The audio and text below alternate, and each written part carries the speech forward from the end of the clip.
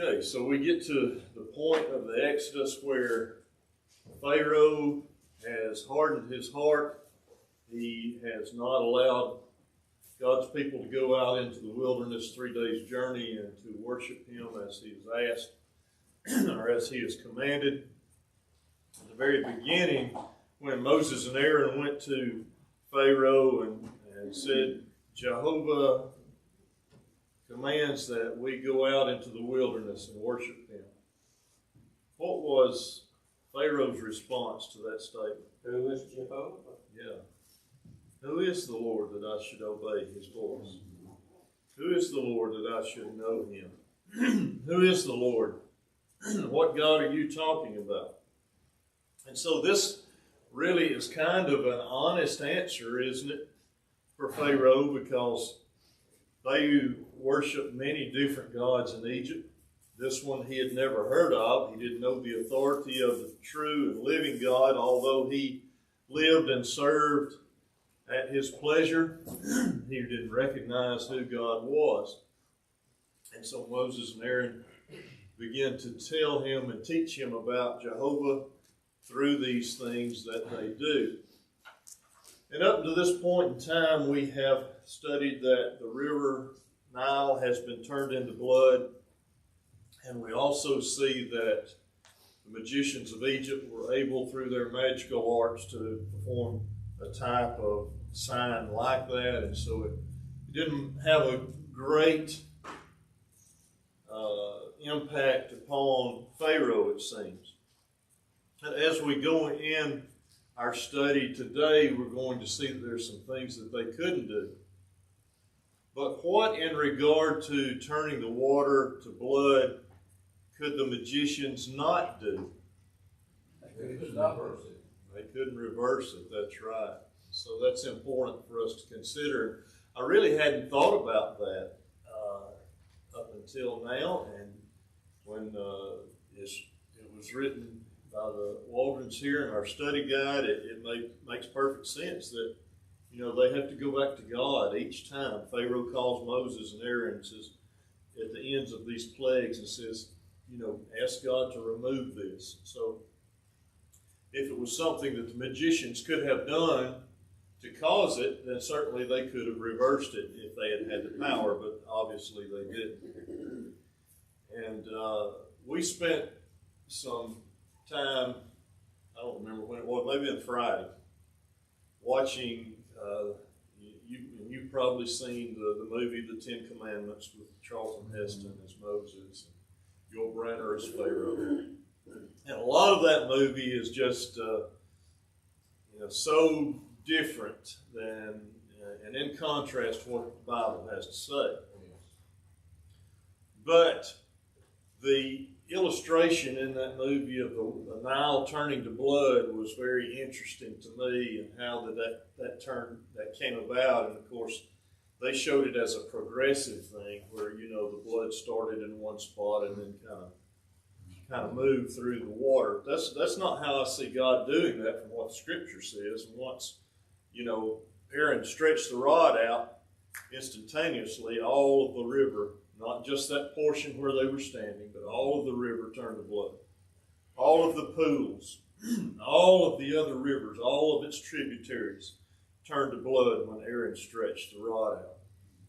And so while Hollywood tries their best to show what they think that the Bible is showing there, or really not what the Bible is showing, but what's dramatic to them, they just don't hold a candle to what the power of God is in their showing of that. But nonetheless, it was interesting to go and see and be able to critique based on what the Scriptures has to say.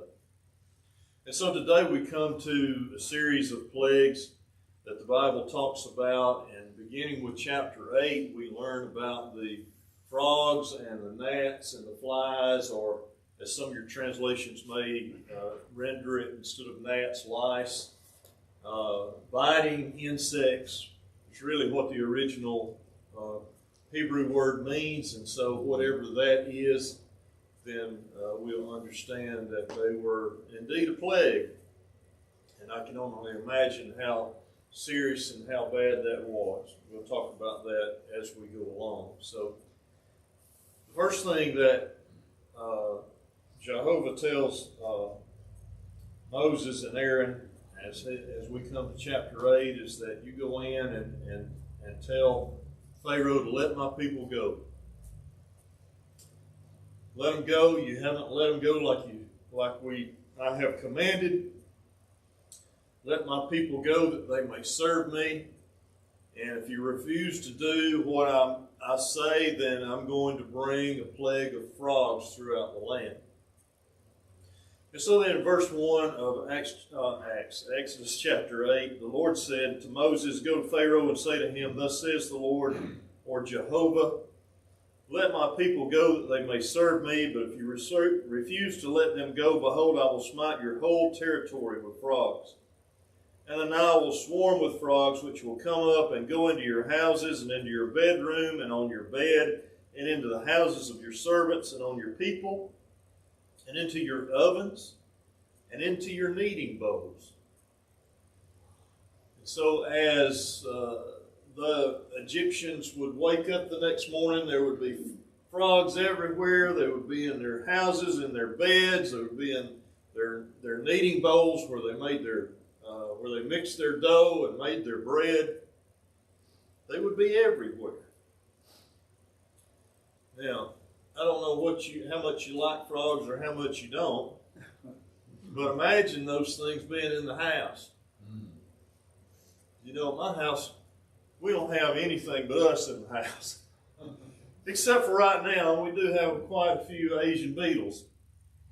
And you can ask Audrey about it, just absolutely drives me crazy. So I get the vacuum out and I try to get those things, and about 2 or 3 hours later, there's 4 or 5 back again. And so while that's not a plague, it is an inconvenience and that's aggravation. But I cannot imagine frogs being everywhere like that. Everywhere you go, you're stepping on one or you're pushing one out of the way, and you can't get in the bed without checking for frogs, and you have to get them out, and then they're back on the bed, and it's just imagine what that would be like. And so while this would not be something that would cause you physical pain, it would cause a lot of emotional distress and pain. Dustin? Right there. I mean, you think about that twofold. Number one, just the audacity and just the awe-inspiring that you are dealing with a God who can do something like this. You know, he's already turned the river to blood. He's already killed all the fish in that river. And now he's just brought frogs everywhere. I mean, that's an interesting thing. Yes. But anybody that lives in this part of the world, if you want to think about the psychological aspect of that, anybody that lives around water, frogs are croaking all night long. They're making calls. Just think about them being swarming. Nobody would be sleeping during this time. Right. I think that would be a huge psychological thing. And then what you just spoke to right there, every step that you take, everywhere that you go, you are constantly dealing with this. And they're not terrorists, they're not dangerous, but just the importance of that is a huge thing. Yes, it would be. It would be. And you can see how that, even with the Nile turning to blood, how that would be a great, a thing where it would last for 7 days, and that would be a great inconvenience, but also it would affect your health somewhat. And then the frogs come, and things are just it seems like ramping up after that. Tyler?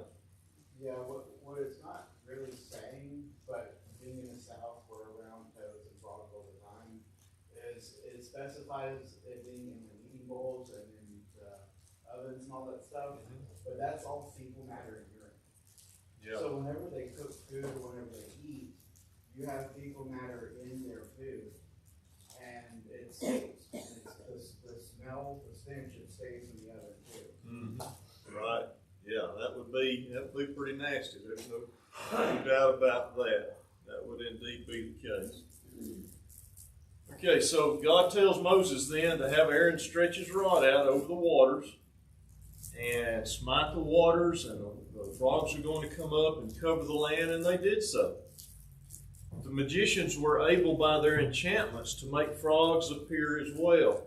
Now, we talk about living in the South and how we have a lot of water and there are frogs around us too and croaking. That was the same thing in Egypt. I mean, near the rivers, near the tributaries, there would have been frogs. So it would not have been all that difficult for the magicians to have, through sleight of hand, be able to produce some frogs. But they didn't produce frogs like this.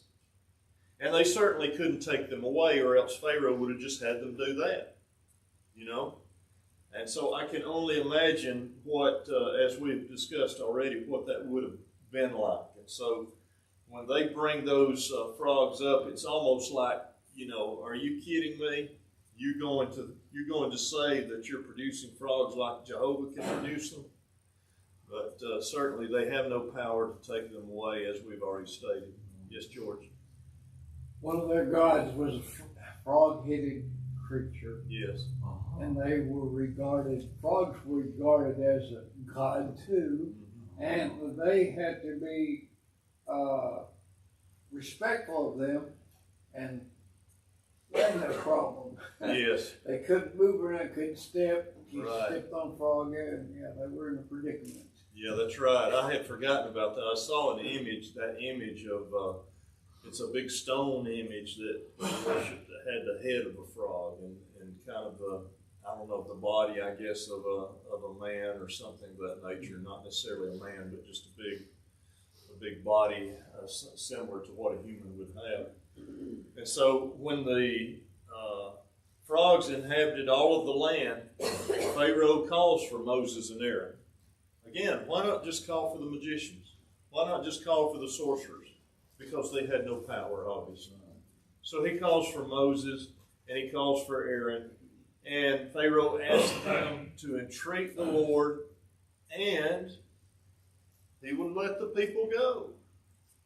Amazingly enough, Pharaoh says, I'll do what the Lord says. And so Moses said, Pharaoh, I want you to choose a specific time. You let me know when that time is, and then I will call upon the Lord at that time. And so at that time when I call upon the Lord, he will remove the frogs so that you will know that Jehovah is who he says he is. Jehovah has the power over all. And you will know who he is. And so Pharaoh says, well, let's do this tomorrow. Let's do it the next day. And so Moses says, okay. Moses says it will be done so that Pharaoh would know that there's none like Jehovah. And so the next day, this has always been interesting to me. Rather than remove the frogs, the Lord just let them die. And as a result of that, you know what that would have been like. There would have been not only live frogs there, or no longer live frogs there, but there would have been dead frogs. And so you've got all of these dead frogs in the kneading bowls. You've got them in the ovens. You've got them in the beds. You've got them all over the house, in the house, all over the land. And what happens when an animal dies? It begins to decompose. It stinks, right? And so the whole land of Egypt smelled like dead frogs. And they had to pile them up. And I don't know, the Bible doesn't tell us whether they burned them or what they did, but they piled them up to get them out. And the heaps of frogs must have been incredibly large. Because imagine what that would have been like to have that many frogs, where it's kind of like at my house, you can't step unless you step on a rock. If I piled all those rocks up, that heap would be huge, just in my little area. Bill. Pharaoh said do it tomorrow. Why didn't he say do it now? Yeah. He didn't really believe, doesn't sound like. No. Yeah. He was thinking maybe, I don't know what he was thinking, but I'm assuming maybe he was thinking, well, I'll just get my magicians to do something and then we'll show that this is no God. Y'all are just performing this by sleight of hand, but that's not what happened, obviously. And why, that's what was one of the things I thought. Why? Let's get rid of them now. The fact is that Pharaoh doesn't really believe that Jehovah is who he said he was.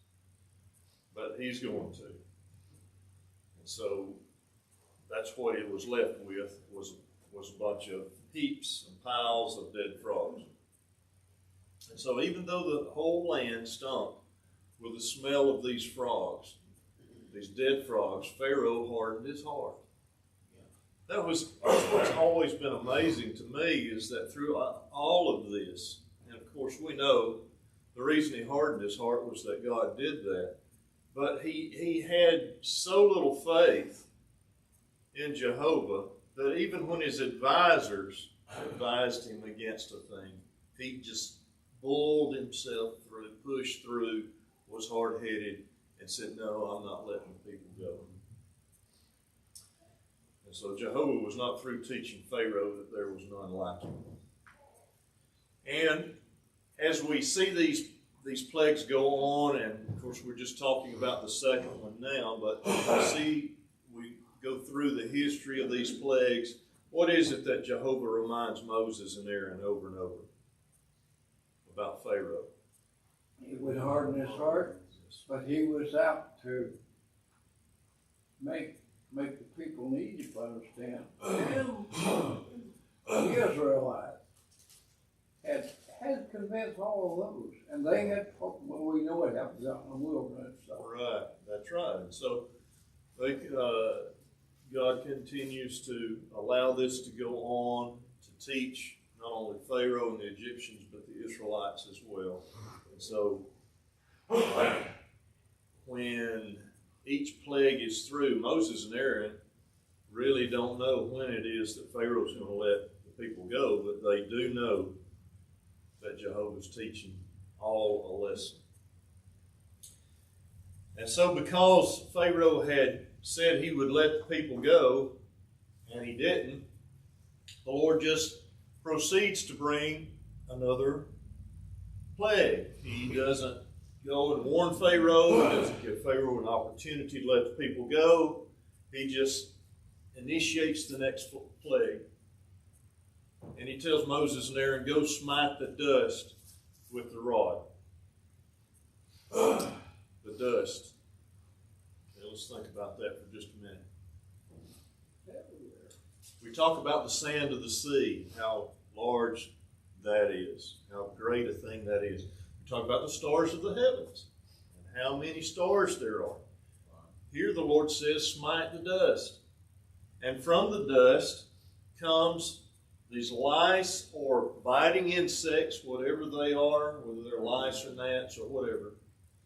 They come upon every man and every beast in the land of Egypt. Every man and every beast. Now the magicians tried to do that as well, but they could not. Why do you think they couldn't produce lice or gnats? My idea is this, and this may not be correct at all, but my idea is that what they have done before, they've had something to work with. You've got water, and you've got something that you can make it red with, and you can make it appear like, you can maybe ground clay or something, you make it appear like it's blood. There are frogs around the Nile and all the tributaries of Egypt. And so they could easily obtain those and by sleight of hand produce them. But they can't make lice out of dust. And so this is where their expertise ends. They have no ability to produce lice out of dust as God did. And so Aaron did that with the rod, and the lice came forth upon every man and beast.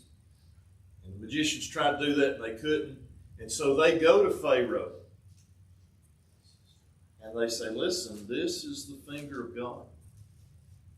We can't touch this. Maybe up until this time, the magicians themselves thought that Aaron and Moses were just doing this the same way they were. Maybe by sleight of hand. But they said, this is not Aaron and Moses. This is the finger of God. So how do you deal with that? How do you fight against that? You can you? Let's go over to, excuse me. Let's go over again to chapter 8 and see exactly where I want to be here. Let's look at verse 18. Exodus 8, verse 18. The magicians tried with their secret arts to bring forth gnats, but they could not, so there were gnats on man and beast. Then the magician said to Pharaoh, "This is the finger of God," but Pharaoh's heart was hardened, and he did not listen to them as the Lord had said. Now the Lord said to Moses, "Rise early in the morning and present yourself before Pharaoh as he comes out to the water, and say to him, 'Thus says the Lord, let my people go that they may serve me.'" Now, one of the things we don't know about the gnats or the lice here is that how long they lasted. The scriptures don't tell us that.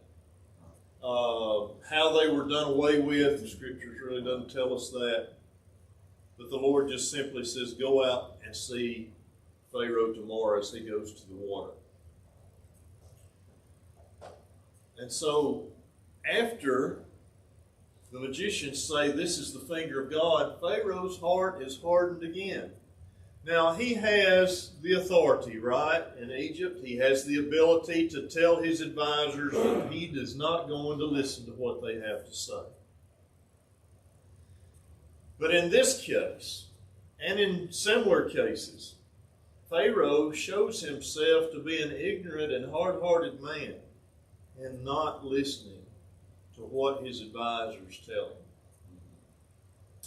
They see things more clearly because they are not the ones that have control of all of these slaves and all the work that's being done and all these great projects that Pharaoh is trying to complete. And they don't see the need for all of that. All they're there for is to advise Pharaoh what he should do as what they see as best. But God had hardened his heart, and he was hardened again. So Moses and Aaron went out to meet him the next day. And what do they tell him, do you suppose? The record tells that no warning was given to Pharaoh before this plague occurred. Okay, all right. What does when, in connection with the life, that is true? But I'm talking about in verse 20 of Acts chapter 8, what does the Lord, through Moses and Aaron, tell Pharaoh to do? Let my people go. Let my people go. Let my people go. That is his one cry throughout all of this. Let my people go, or Pharaoh, I'm going to do this. And when Pharaoh doesn't do it, what does God do? The very thing he said, right? And so nothing has changed. Nothing is any different from his request. Nothing is any different from Pharaoh's heart, but he is teaching Pharaoh and the Egyptian people and the Israelites that Jehovah is supreme. And unfortunately, all of Egypt had to suffer as a result of this. And so Moses and Pharaoh go out to meet him and said to Pharaoh, "If you don't let my people go, then I'm going to bring swarms of flies upon the land. And I'm going to cause them to come upon you and your people and your servants, and they're going to have to deal with these swarms of flies." Now, the Bible doesn't tell us what kind. The original Hebrew, I understand, talks about a general type of fly of some kind. We don't know specifically what it was. We don't know if it was a biting fly. We don't know if it was something else. Whatever it was a plague, and it came upon the Egyptians. And so those swarm of flies came upon the people, and it filled their houses, just like frogs did.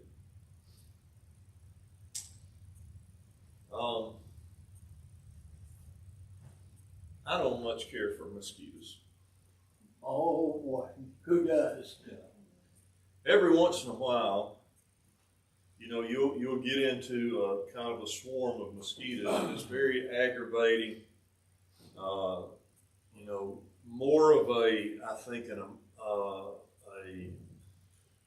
emotional distress thing than it is a physical distress, although they can eat you up pretty good and cause some physical harm to you. I don't know of anybody in there, except for malaria, you know, there's really no dire need to stay away from mosquitoes. But they are very, very aggravating. Now, we're not talking about a plague of mosquitoes here. We're talking about a plague of flies. I dislike flies more than I do mosquitoes. And maybe you're that way too, but imagine swarms of flies in the house and everywhere you go. And personally, I look upon flies as being much more dirty and nasty than mosquitoes. Even though mosquitoes can carry, you know, disease, flies are just nasty to me. And imagine what that would be like upon every Egyptian, upon their servants, upon the animals as well. And so the Israelites in the land of Goshen were spared this plague. They weren't covered with flies. They didn't have those issues. And Jehovah separated them to show Pharaoh that Jehovah is in the midst of the earth. He's in control of all of these things. And Pharaoh finally says, well, I tell you what, Moses and Aaron, he called them to him. He said, I tell you what, you go and you worship in the land here. Okay?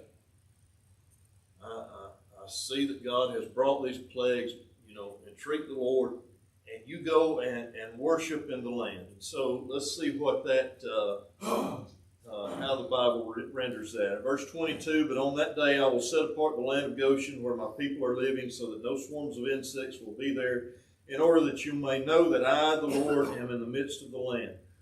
Now the scriptures do not tell us up until this point in time whether or not the people of Israel were affected by, you know, water turned to blood in the Nile and the frogs. In connection with these insects, the flying insects, the lice, if you will, the land of Goshen was protected. And so as we go on over a little further, in verse 26, Moses said, after he says, go sacrifice to God within the land, Moses said, it is not right to do so, for we shall sacrifice to the Lord our God what is an abomination to the Egyptians. And what is he talking about there? What was an abomination? They sacrificed the sacred cattle. Okay. So they had sheep, goats, cattle, and so they were going to sacrifice those things. And this would be an abomination to the Egyptians. And Moses says, will they not rise up and kill us if we do that? We can't do that. That's not what God has said. He said, go out 3 days' journey into the wilderness and sacrifice there. So Pharaoh says in verse 28, I will let you go into the wilderness and sacrifice to the Lord our God as he commanded us. I'm sorry. I'm reading a reference in verse 28 and reading verse 27. Verse 28, Pharaoh said, I will let you go that you may sacrifice to the Lord your God in the wilderness, only you shall not go very far. Make supplication for me. And so here Pharaoh's still trying to control everything, right? You ever tried to do that? You ever tried to control? We all do that. We try to control everything that we can control, sometimes because that's just the way we want it to be. Sometimes it's because we know that's the way that is best. And that sometimes is right. And then sometimes we do it just because we don't want the other person to have their way. And so Pharaoh is trying to keep his these people, these Israelites, this labor force from taking off. If they're 3 days' journey out in the wilderness, he can't control what they do. And Moses says, Behold, I am going out from you, and I shall make supplication to the Lord that the swarms of insects may depart from Pharaoh, from his servants, and from his people tomorrow. Only do not let Pharaoh deal deceitfully again, and not letting the people go to sacrifice to the Lord. So Moses went out, and he made supplication to the Lord, and the Lord did as Moses asked, and removed the swarms of insects from Pharaoh, from his servants, and from his people. Not one remained. But Pharaoh hardened his heart this time also, and he did not let the people go. I have some friends that raise bees. And if they're gathering the honey, and where they process the honey, if they leave one little drop of that honey behind, the bees will come and will swarm that spot. And they will think that that's where they need to build another hive. I remember one time they were doing that in their garage, and I was doing some work over there for them, and there were bees everywhere. And so they had to take the table and the platform that they were using where they had been preparing that honey, pouring it up into jars, straining it and all, whatever they did to it, getting the comb out and all that. They had to take that completely out into the yard, and the son got a blower and blew the bees out, and they closed the garage doors. After all of that work, there was still a few bees looking for that honey. They knew it had been there. They knew it was there somewhere, and so they were continuing to search for that. My point in this illustration is this. All that they could do could not break the instinct of the honeybee. But God said, the flies or the flying insects will be gone. And they were gone, and not one was left. We're not talking about a confined space like a house or maybe a stall in a barn or something like that. We're talking about the land of Egypt. God drove those insects out, and there was not one that was left. He said, Behold, I, Jehovah, dwell in the midst of the earth. Yet Pharaoh hardened his heart and did not let the people go. Moses says, You better not be deceitful, Pharaoh. I'm going to entreat Jehovah.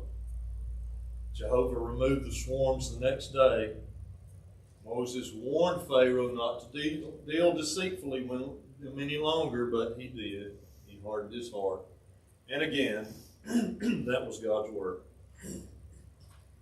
Any comments or questions about 8? Yes.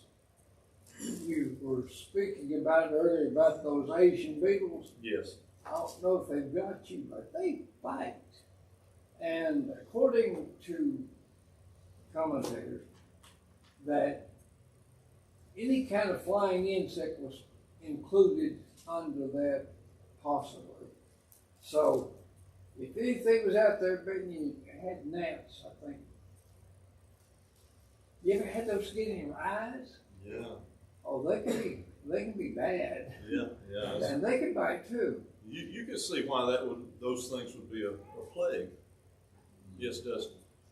I just think it's an interesting thing that continual phrase, that stubbornness of prayer, that didn't translate back to the Israelites. Certainly not in the near future when they're in the wilderness. Certainly not in the future that will come with the kings and that time period, all of the Israelites will go through and enslavement and everything else. Here's the Pharaoh seeing these things happen, and then just like you pointed out a second ago, I never keyed on that. There didn't even run imagine a clock. You just think about going from swarms to just a summer here, how they disappear. He's watched all of that, and still he hardens his heart. Just that stubbornness in the end. It doesn't. You think of the Israelites, you know that this is their God doing this. We keep that, we tell these stories, but still they continue to stray, continue to stray. It's just that we live it by faith. watched all of this happen. Mm. And still, praise his word, I wonder if that's just a testament to the stubbornness and man and forgiveness of God, or just both at a certain point. Yeah, it most likely is. We can certainly see the stubbornness and God's grace and mercy. You know, God didn't have to remove any of these, Oh, no. but He did to show His power. He could have let them remain, but He did to show His power. And so in all of that, we see the greatness of God, and we see how forgetful that man is. You know, we just forget about those things that happened in the past. I'm sure by now the river being turned to blood was a distant memory for Pharaoh, because he thinks, oh, that's past, I don't have to deal with that anymore. But this is not some natural phenomenon. These things just did not occur naturally. Yes, Al. Pharaoh's heart may be hardened, but I believe by this time his people are beginning to see there's something going on here that's beyond us. We know of this, because when the Israelites leave, they pretty much pay them to leave. Yes, All of them. that's right. That's right. They leave with great possessions. Yes, Murphy. When we turn over to Romans chapter 9, Jeremy, we see that Pharaoh's hardening his heart served the purpose of God. Beginning in verse 17, for the scripture saith unto Pharaoh, even for this same purpose have I raised thee up, that I might show my power in thee, and that my name might be declared throughout all the earth. As Pharaoh was hardening his heart and being stubborn and all, not only were the Egyptians seeing that God was in control, all the earth was. And he was using Pharaoh's hardness of heart to say, I am in control and Pharaoh is not. Right. Yeah, you see that in the case of Pharaoh. You see that in the case of Nebuchadnezzar. You see it in the case of Alexander the Great, who spread the Greek, way of life throughout the world.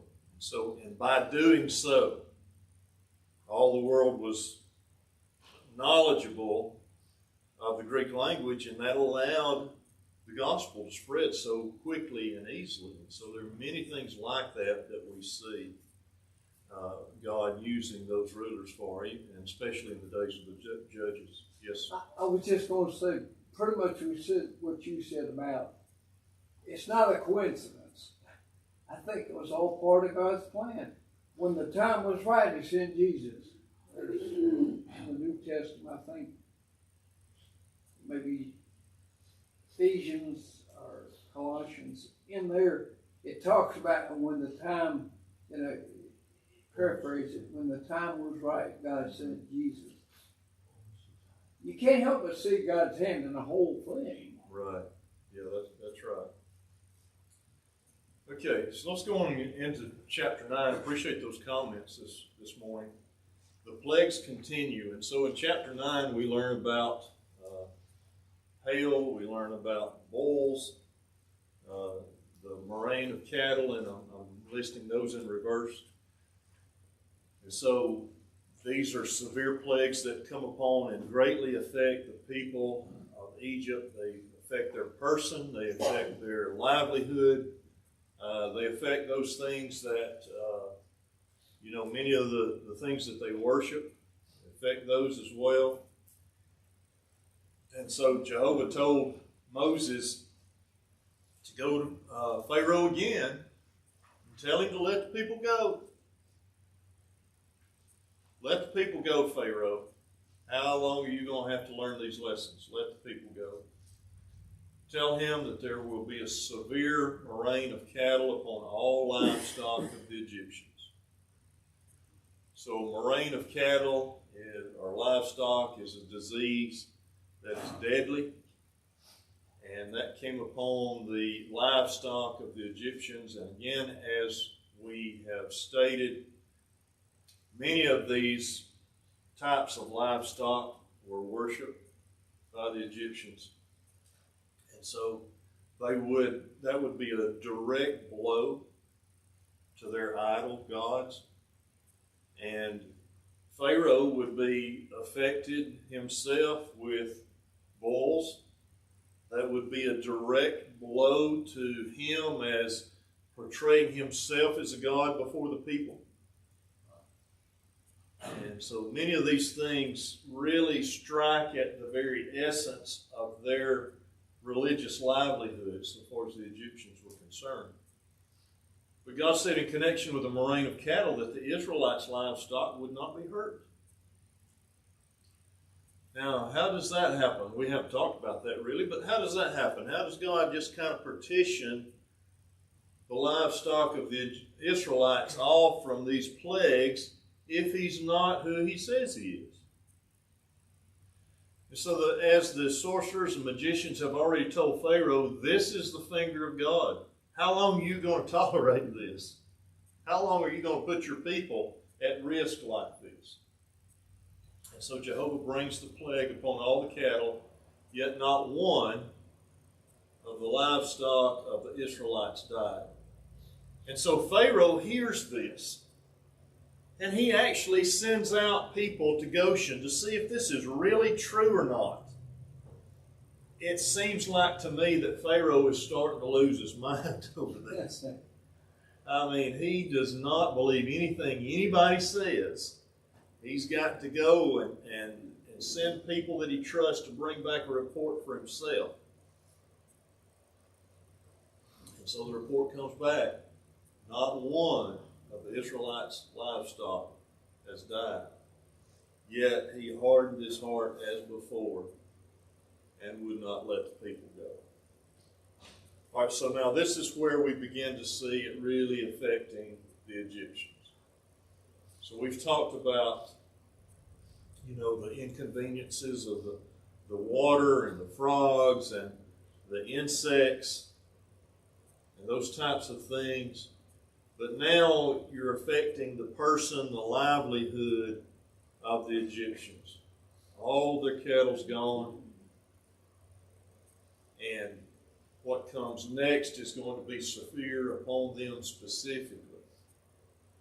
And so the people are starting to really suffer. And no doubt there's a lot of unrest already among the Egyptians. Imagine if the Israelites had been afflicted like this, how they would have been crying out. And so certainly the Egyptians would have been as well.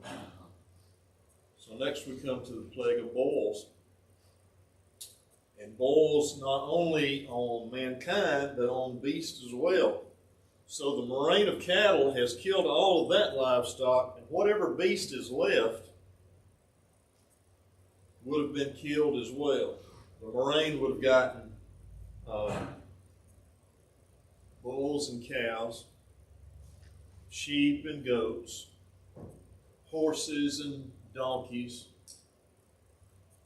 What does that leave? Well, maybe fowl, birds. Okay. All right. So that would have been affected by these bulls. And Jehovah tells Moses, go out and sprinkle some ashes toward heaven. This is kind of like the lice thing, isn't it? Make lice out of dust. The rod, beat the ground with the dust, or beat the dust of the earth, and lice will appear. Now he says, sprinkle ashes, and this is going to become boils. I think maybe the magicians could have done that. Murphy? It's interesting. I noticed I was looking at it in verse 8 of chapter 9. The Lord said unto Moses, there, and take for you handfuls of ashes of the furnace. I've got another who that said, or soot. We know what soot is. And let Moses sprinkle it toward the heaven in the side of Pharaoh. This none of the other plagues have been performed in the side that I can remember, and he's going to do this right in front of him. Yeah. I think maybe the watered blood was performed in front of Pharaoh. Oh, yeah. I don't know if any of the others were or not. Moses and Aaron would have been in Pharaoh's presence to tell him what was going to happen, and then that would have happened the next day or whenever he said it would. But you're right. He performs this in the sight of Pharaoh, and immediately Pharaoh and all of the other people of Egypt and whatever beasts were left were afflicted by these. And so while we're there, let's go from verse 8. Let's go and read some more. In verse 9 of chapter 9, it will become fine dust over all the land of Egypt, and will become boils breaking out with sores on man and beast throughout all the land of Egypt. And so these handfuls, I'm assuming 2 handfuls, or maybe 4 if we're using Moses and Aaron, but he tells Moses to take handfuls. And I don't know how many times he does that, but he casts the ashes up toward heaven. This becomes dust that filters over all of the land. There's no way that Moses could have done that by himself. This is obviously the Lord's work. And verse 10 says, so they took soot from the kiln and stood before Pharaoh, and Moses threw it toward the sky, and it became boils breaking out with sores on man and beast. And the magicians could not stand before Moses because of the boils, for the boils were on the magicians as well as on all the Egyptians. And the Lord hardened Pharaoh's heart, and he did not listen to them, just as the Lord had spoken to Moses. Just as the Lord had spoken to Moses. You know, you could begin there in Genesis chapter 1 and go through all of the history of the people of Israel and even up to present day and say that very phrase about everything that the Lord has done. Just as the Lord has spoken.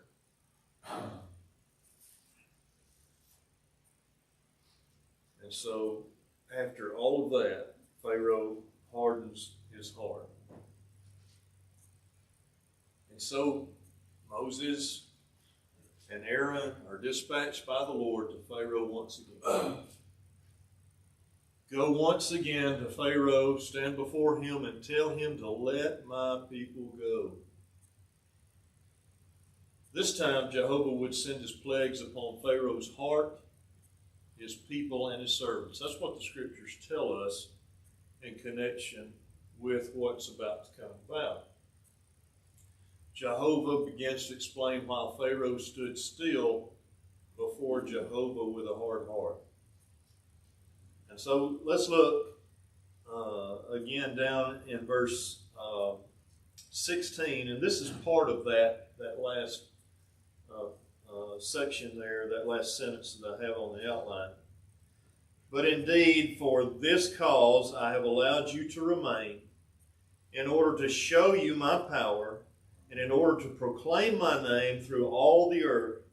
Still you exalt yourself against my people by not letting them go.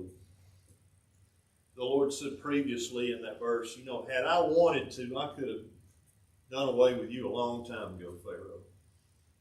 But you still live, because I'm going to prove that I am the Lord to you and to your people and to my people. And so he begins then to talk about the hail. Let's talk about his hard-heartedness just a little bit before we go on. So the Lord Jehovah says that you may know that there is no one like me in all the earth. There is no other God. Jehovah would have cut Pharaoh and his people off from the earth, but he allowed him to remain to show his power and proclaim the name of Jehovah through all the earth. And that's what we have just read. But here, let's consider Pharaoh for just a second. Pharaoh thought he was still in control of all of this. While these plagues come and go, but all I've got to do is tell Moses and Aaron to go and tell your God to make it stop, and they'll do that. He still thought that he was a God. He still thought that he was the one that was overriding. Because after all, when I say stop the plague stop.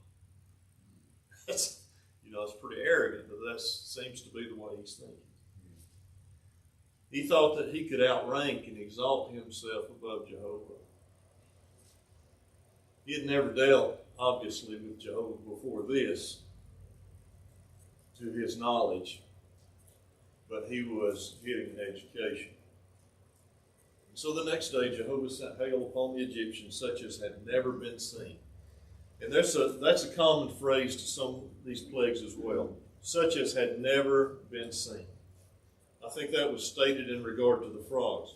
We're going to see frogs upon the land such as had never before been seen. He says that about the hail here. And he warned them, bring your livestock in, whatever is left, your servants and your livestock in from the field. And so we don't know the period of time that passes between these plagues, but it could very well have been that the Egyptians went out and got some of the Israelites' livestock since they weren't affected. They could have easily have gone and taken those had they wanted to. But at this point in time, they still have some livestock. Come and bring those in. He even warns the Egyptians to do that. And those that feared God had become to understand that this was not in Pharaoh's control, did that. They came in and they had theirs protected when this hail came. But then there were others that did not. So Jehovah told Moses to stretch forth his hand to heaven so that there might be hail throughout all the land of Egypt.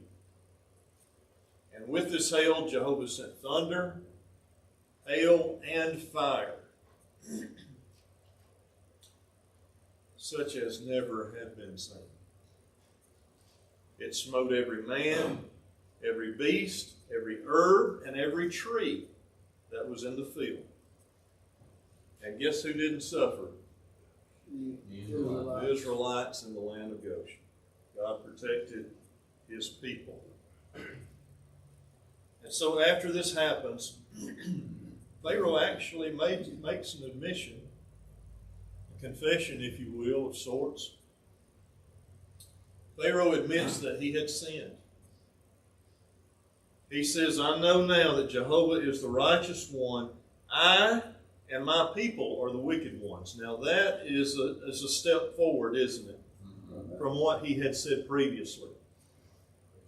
But it almost seems like that he was saying that just to get this to pass and maybe try to provoke some favor on this God that he does not know. He says, entreat Jehovah for us, and I will let you go. So Moses said he would, and as soon as he spread his hands out to Jehovah, the hail would stop.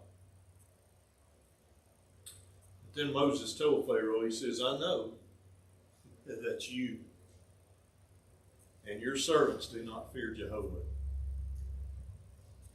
Sure enough, when Pharaoh saw that the plague is over, even though the flax and the barley were destroyed, the flax and barley would have been early fruiting, if you will, early producing crops. He hardened his heart and refused to let Israel go, just as Jehovah said. So as we come to the end of chapter 9, we want to note that the hail came in and destroyed these early crops. And verse 30 and 31 tell us that. Moses says, but as far as you and your servants, I know that you do not yet fear the Lord God. Now the flax and the barley were ruined, for the barley was in the ear, and the flax was in the bud. But then in verse 32 it says, but the wheat and the spelt were not ruined, for they ripened late. So these late crops would not have been affected so much by the hail. It would have, somewhat destroyed their ability to produce as they had previously, perhaps, but they had not yet broken forth and begun to bud and flower and bring forth the heads that they would have normally. And so Moses in verse 33 went out from Pharaoh and spread out his hands to the Lord, and the thunder and the hail ceased, and the rain no longer poured on the earth. But when Pharaoh saw that the rain and the hail and the thunder had ceased, he sinned again and hardened his heart, he and his servants. And Pharaoh's heart was hardened, and he did not let the sons of Israel go, just as the Lord had spoken through through Moses. Yes, Mark? I noticed in verse 20, I think this is the first, time that God gave the people the choice. So listen and do something, say it. Yes.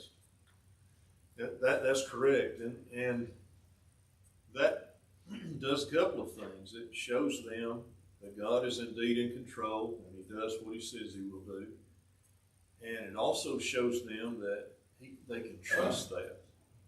They can trust Him to take care of them if they will do His will. And so it may very well have been that some of these same Egyptians were some of the ones that left with the Israelites as they went into the land and into the wilderness. I believe this is the first plague where, if they did not listen, they were going to lose their life. The other was just an inconvenience. Right, that's right. Yeah, that's right. The hail would have killed them. I was out in a hailstorm one time on a motorcycle. That wasn't very comfortable. But it wasn't a severe hailstorm. It wasn't life-threatening. I was only like, 300 yards, I guess, from the house, so I could get to the house pretty quickly. Fortunately, I had a helmet on. But imagine a hailstorm that could kill you just by the hailfall. That was pretty serious business. Get your hand up again. Is this the first time that Pharaoh hardened his heart, or was it usually God? Well, it says that Pharaoh hardened his heart, but we know that God is the one behind that, because God specifically said that I will harden Pharaoh's heart, and He does that each time. I don't think there's really any distinction between who was in control at that point in time. Justin? I just think it's interesting the statement that Moses makes there. Moses is there, and they're not perfect, but they're not out of necessarily evil. I believe as they get back to Pharaoh and he continued to do this, I believe they were intrigued more with him at this point, certainly through the boils and as the plagues got more serious. Seeing the suffering that was happening each time they come back to him, they are probably very much changing their tone to now, Pharaoh, to Mark's point, has gone through a plague where his people have literally died in the fields. And Moses tells him, I will take this away. You can feel Moses' sympathy breaking here. That, even if I do this, I know you're still going to harden your heart. I know you're still going to sin. He said, I will do it, but I feel like his sympathy now is for the people at this point. He's just letting God's will play out. Moses was reluctant to do this anyway, so you have to feel he had a little bit of sympathy here. It feels like it's breaking with that statement. May very well be. Mark, did I cut you off a while ago? You said something. Okay, anybody else before we can just continue our study? All right, thank you so much for your attention, your comments this morning. We'll pick up with chapter 10, Lord willing, on Wednesday evening.